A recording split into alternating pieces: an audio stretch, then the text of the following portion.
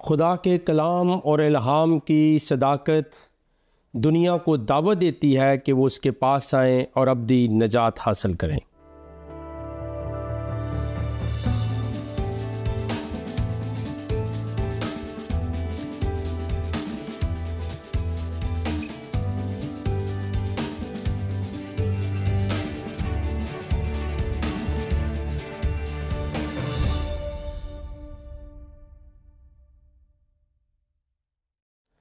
Programme दोस्ती का हाथ भाई सदीक के साथ मैं हूं आपका मेज़बान पास्टर सदीक पॉल। आप सबों की खिदमत में सलाम, शालोम और अस्सलामु अलैकुम। अपने प्रोग्राम का आगाज़ हस्ब साबिक इस दुआए खैर के साथ करते हैं कि आप जहां कहीं पर भी हैं सलामती के साथ हों और खुदा ताला की ज़ात क़ुद्दूस आपको और आपके घराने को बड़ी बरकत दे, आमीन। नाज़रीन, बहनों, भैया, दोस्तों, अजीज़ों, आज इस प्रोग्राम के वसीले से आप यकीनन बरकत पाएंगे और आज हमारा मौजू है तलाश हक़। और ये मौजू इंतहाई ज़रूरी और मौजूदा जदीद दौर के अंदर इंसान का इज़्तिराब, बेचैनी, बेकसी और हर तरफ परेशानियों के जो अंबार हैं उनके अंदर बहुत ज़रूरी है। तो हम आज गुफ्तगू करेंगे तलाश हक़, यानी हक़ की जो तलाश है वो कैसे की जाए और इसकी गर्ज़ो गायत और इसका तारफ़ आपकी मैं नज़र करता हूँ। और फिर आने वाले हफ़्तों में इस प्रोग्राम के अंदर हम ज़रूर तलाश हक़ के इस मौजू पर एक मुदल्लल बहस भी करेंगे और फिर मुतलाशियान हक़, यानी जिन्हें हक़ की तलाश है, जो जुस्तजूए हक़ चाहते हैं, उनके लिए हम जो कुछ मुमकिन हुआ उनकी इस्लाह के लिए, उनकी मदद के लिए वो भी ज़रूर अर्ज़ करेंगे। तो आइए थोड़ा सा इस आज के प्रोग्राम दोस्ती का हाथ भाई सदीक के साथ में जो मौजू है हमारा वो है तलाश हक़, और इसका तारफ़ क्या है, इसकी ज़रूरत क्यों पेश आई है, और इसका इब्तिदाइया आज के इस पहले प्रोग्राम में हम आपके साथ शेयर कर रहे हैं। और मैं नाज़रीन आपसे अर्ज़ करना चाहता हूँ कि हज़रत इंसान खुदाए क़ुद्दूस की तख्लीक़ात में अज़ीम शाहकार है। यानी जो इंसान को खुदा ताला ने बनाया है तो उसकी जितनी भी तख्लीक़ात हैं उसके अंदर ये अज़ीम तरीन शाहकार है। गोया जो इंसान है, हज़रत इंसान इज़ अ मास्टर पीस। जो खुदा के हाथों से बनी हुई चीज़ें हैं उसके अंदर ये एक मास्टर पीस की हैसियत रखता है। लेकिन खुदा की ज़ात ने इस इंसान को बड़े ही अहम तरीके के साथ बनाया है, इसलिए हम कहते हैं कि अशरफुल मखलूक़ात है। हालांकि ये अज़ीम शाहकार है लेकिन फिर भी ये हमेशा हक़ की तलाश में रहा है। यानी जुस्तजूए हक़ इसे दरकार रही है कि ये उस ज़ाते हक़ का मुकाशफा, उस ज़ाते हक़ के साथ मिलाप को हासिल करे और उसकी ज़ात का जो नज़ारा है वो कर ले। इस तलाश हक़ का अंदाज़ और तरीक़ाकार मुख्तलिफ हो सकता है। कोई ध्यान और ज्ञान करता है, और फिर कोई ज़िक्र व अज़कार करता है, और फिर तन्हाई में गौर व फ़िक्र, मुराक़बा, चिल्लाकशी, तसव्वुफ़ और तरीक़त और सालिक होना भी शामिल है। यानी ये मुख्तलिफ अल्फाज मैंने आपकी नज़र किए हैं और आगे चलकर ये गुफ्तगू और भी दिलचस्प हो जाएगी। और हमारा मौजू है तलाश हक़, यानी हक़ को किस तरह से हम तलाश करें। जुस्तजूए हक़ यानी हक़ के लिए सीख करना, उसके लिए अपने आप को तैयार करना कि उसकी सच्चाइयों को इंसान हासिल कर ले। मुख्तलिफ अदियान और मज़ाहिब का अपना अपना नुक्ता नज़र और अकायद तो हो सकते हैं, यानी उनका अपना अपना नुक्ता नज़र है, अपने अपने अकायद हैं, अपना अपना क्रीड है, अपना अपना फेथ है। लेकिन हमारी गुफ्तगू का मरकज़ गोया दुनिया के अंदर, मैं कहना ये चाहता हूँ, बेशुमार अदियान व मज़ाहिब हैं। हम तमाम का अहाता नहीं कर सकते, लेकिन आपको पता है कि दो बड़े मज़ाहिब हैं इस वक्त दुनिया के अंदर, और उनमें से एक दीन मसीहत है, खुदावंद यस्सु मसीह का रास्ता। ये मज़हब नहीं है, और मज़हब का लफ्ज़ मैं मसीहत के साथ क्यों नहीं इस्तेमाल कर रहा। आप अमूमी तौर पर देखेंगे, और इसको अगर मैं बिल्कुल आसान कर दूं तो मज़हब जो लफ्ज़ है इसकी तारीफ ये हो सकती है कि अपने आप को सच्चा करना और दूसरे को झूठा साबित करना, अपने आप को आगे रखना और दूसरों को मती और फर्माबरदार बनाने की मुहिम चलाना। और यीशु मसीह की तालीमात चूँकि ये नहीं है बल्कि आपका बताया हुआ रास्ता जो है वो वे ऑफ लाइफ है, यानी वही रास्ता है जो हमेशा की ज़िंदगी को जाता है। तो मैं ये अर्ज़ कर रहा था कि हम चूँकि मौजू जो हमारा है उसके ऊपर गुफ्तगू कर रहे हैं वो है तलाश हक, यानी हक की तलाश। तो मैं ये अर्ज़ कर रहा था कि दुनिया के अंदर चूँकि बहुत सारे अदियान और मज़ाहिब हैं और सबका अहाता मुमकिन भी नहीं है, लेकिन चूँकि दो बड़े मज़ाहिब दीन मसीहत यानी यीशु मसीह का रास्ता और मज़हब इस्लाम हमारा महवर मरकज़ होंगे, यानी मज़हब इस्लाम और दीन मसीह के मानने वाले ये दोनों मिशनरी मज़ाहिब हैं। और ये करते क्या है, अपने अपने दीन को फैलाने और दूसरों को तबलीग के ज़रिए कॉन्वर्ट और मज़हब की तब्दीली के लिए तरगीब देते हैं, यानी मज़हब को तब्दील करने के लिए कन्वर्जन या उनको कॉन्वर्ट करते हैं और फिर उसकी तरगीब देते हैं कि इस अमल को बढ़ाया जाए। ये दोनों मज़हब करते हैं, यानी मज़हब इस्लाम भी और दीन मसीहत भी।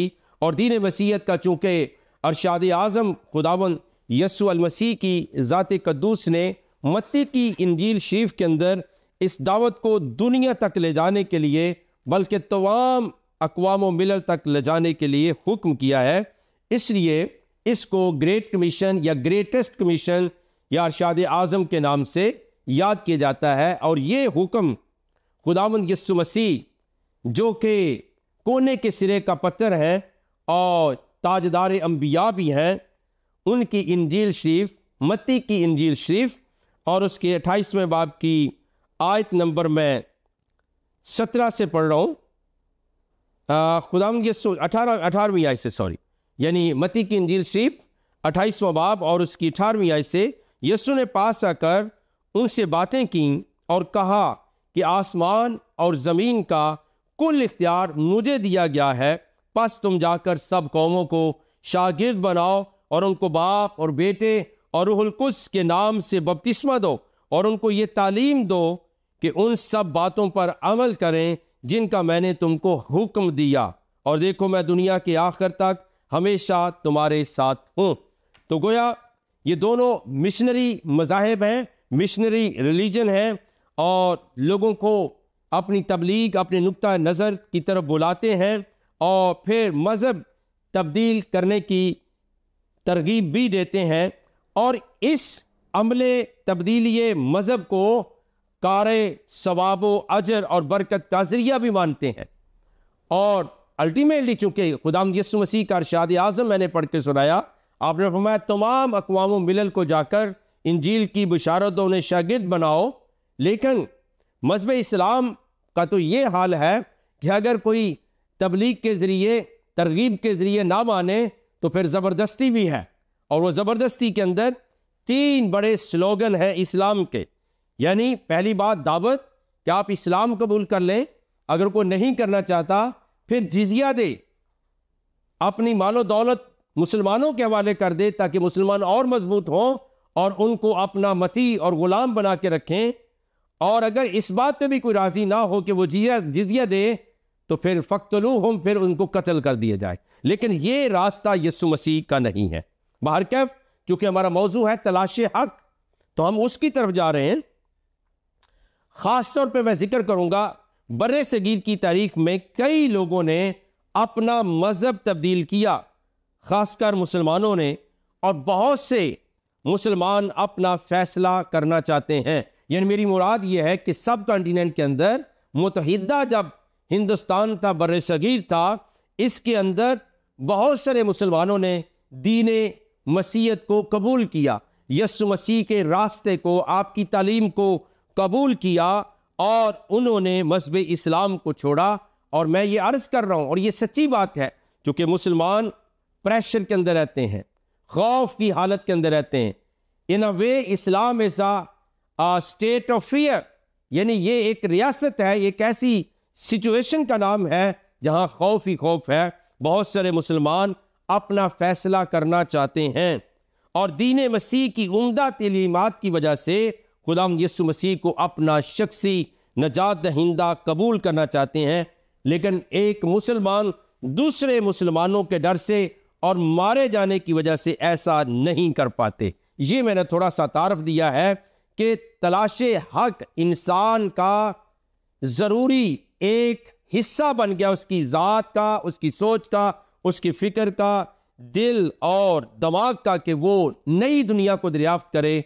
और ज़रूरी नहीं कि जिस मज़हब के ऊपर वो पैदा हुए हैं, अगरचे मुल्ला लोग आपको यही तालीम देते नज़र आएंगे कि मुसलमान का बच्चा मुसलमान है, लेकिन ये कोई अकीदा नहीं है। हर आने वाले नए इंसान को, बच्चे को, जब वो बड़ा होगा, शऊर और बलूगत में जाएगा, उसका पूरा हक है कि वो छानबीन करे, वो तहकीक करे, वो देखे कि वो किस मज़हब के ऊपर कायम है। क्योंकि बाप दादा का मज़हब ज़रूरी नहीं है।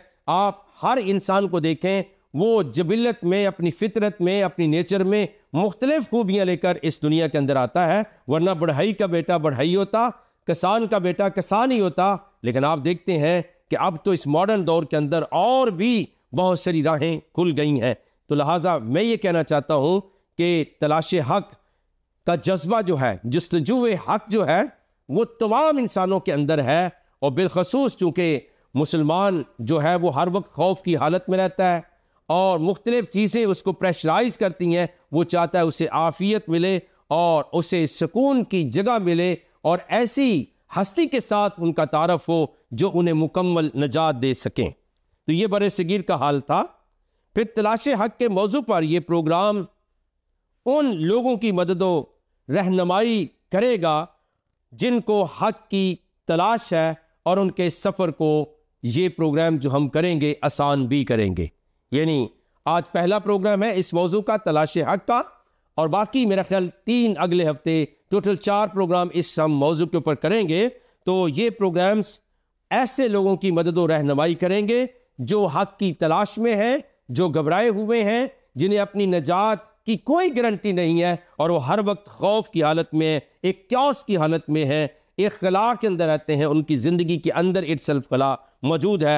और हम ईमान रखते हैं कि जैसे आप गौर व फिक्र के साथ गुफ्तगू को सुनेंगे, इस मौजू को सीखेंगे, तो उन तमाम लोगों की जो है वो मदद भी होगी, रहनुमाई भी होगी, और उनकी तलाश व तहकीक के सफ़र को ये प्रोग्राम और ये मौजू आसान भी कर देंगे। मुतलाशियान हक के लिए मुसलमानों के यहाँ चंद मामूलात का ज़िक्र करना ज़रूरी है। यानी जो मुतलाशियान हक हैं और वो मज़हब इस्लाम को मानते हैं, वो नॉमिनली तौर पर नाम नहाद मुसलमान कहलाते हैं। तो मैं कहता हूँ कि उन तमाम असहाब के लिए जो हक की तलाश करना चाहते हैं या ऑलरेडी वो इस सफ़र के ऊपर गामजन है, यानी अपने तईं वो कोशिश कर रहे हैं कि वो किसी तरह से हकीकी सच्चाई तक पहुँच जाएं, अबदी नजात तक पहुँच जाएं, हमेशा की ज़िंदगी उन्हें हासिल हो जाए और उनकी वहशत, उनका खौफ और उनका डर जो है और उनके अंदर का जो खला है वो दूर हो जाए और उनका विसाल, उनका मिलाप खुदा ताला की ज़ाते कदूस के साथ खुदावंद यीशु मसीह के वसीले से हो जाए। और वो मुतमिन नहीं है बल्कि एक दूसरे का खौफ खाते हुए वो चुप है। तो मुतलाशियान हक के लिए, यानी जो सच्चाई की तलाश कर रहे हैं, इसलिए हमारे मौजू का नाम आज के प्रोग्राम में है तलाश हक। तो उन तमाम मुतलाशियान हक के लिए मुसलमानों के यहाँ चंद मामूलात का जिक्र करना बहुत ज़रूरी है कि बेसिकली जब एक बच्चा मुसलमानों के घर पैदा होता है, फिर वो अपने बचपन में छोटी मोटी तालीम व तरबियत हासिल करके बड़ा होता है और वो चाहता है बड़ा होने के साथ, यानी जैसे ही वो बलूगत को पहुंचता है और अपने सने शऊर को पहुंचता है, यानी उसका शऊर काम करना शुरू कर देता है कि वो अच्छे और बुरे को जान सके, वो हक और बातिल के दरमियान में फ़र्क कर सके, वो चीज़ों का तज्ज़िया कर सके।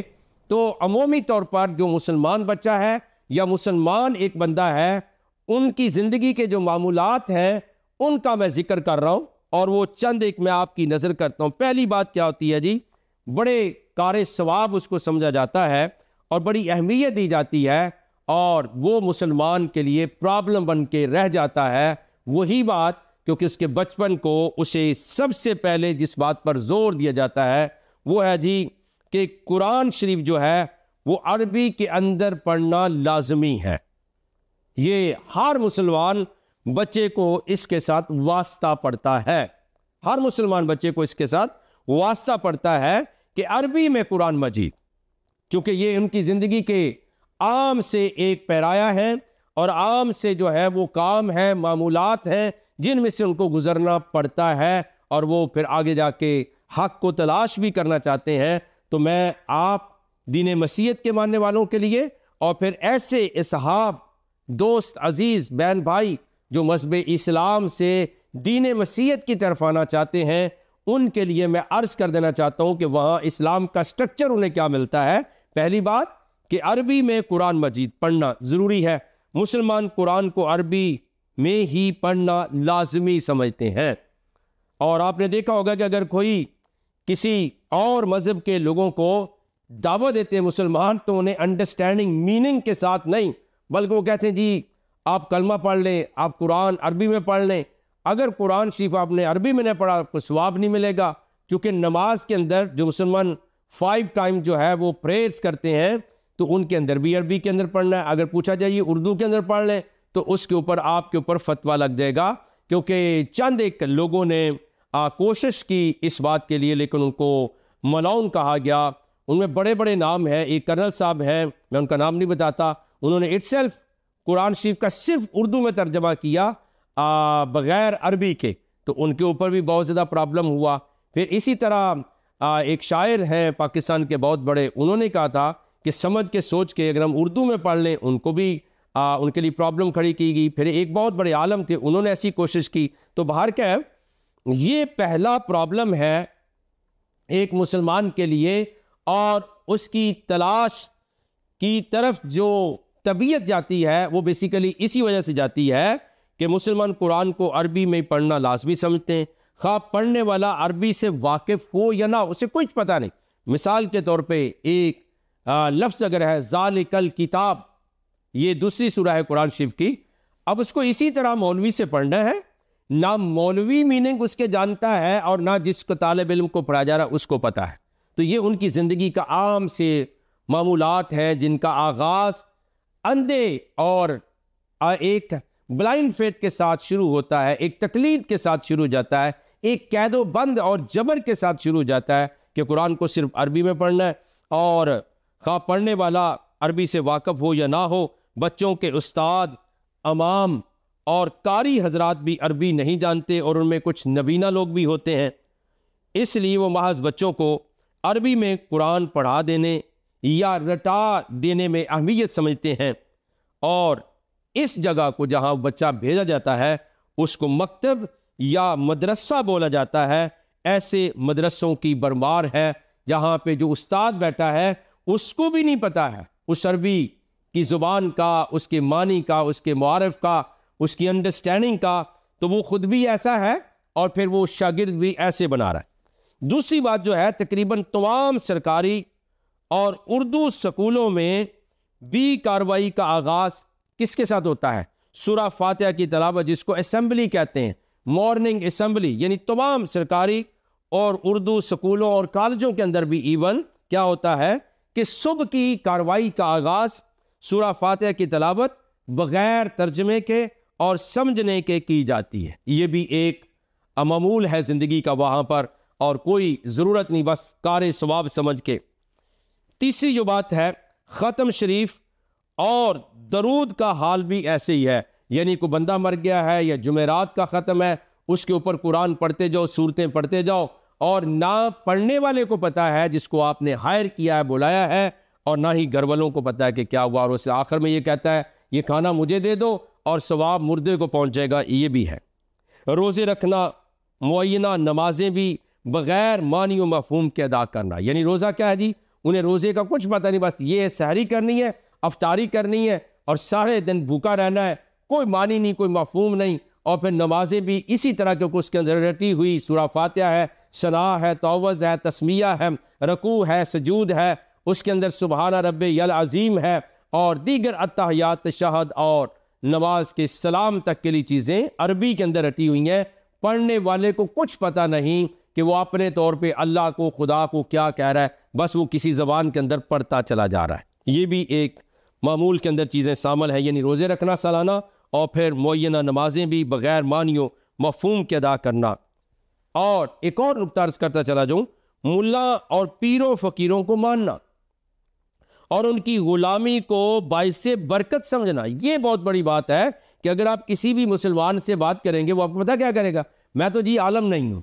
अच्छा, अगर आलम के पास भी जाया जाए, मैं दावे के साथ कह रहा हूँ, अगर आप कोई कुरान का मसला पूछ लेंगे और वो आप उनको देखेंगे, वो गुस्सा हो जाएंगे, आप कुरान के मतलब ये बात कह रहे हैं, आपका क्या हक है कि आप इतनी तहकीक करें, बस पढ़ें और अल्लाह के कुरान पे ईमान रखें, गहराई में मत जाएं, नुक्ता चीनी ना करें, तहकीक ना करें, एनालिसिस ना करें। ये सारी चीज़ें जो है ये बहुत तंग नज़री का शिकार हो चुकी हैं। इसलिए मुसलमान बहन भाई हक़ की तलाश में रहते हैं और उनमें बहुत सारे हक़ को कबूल करना चाहते हैं।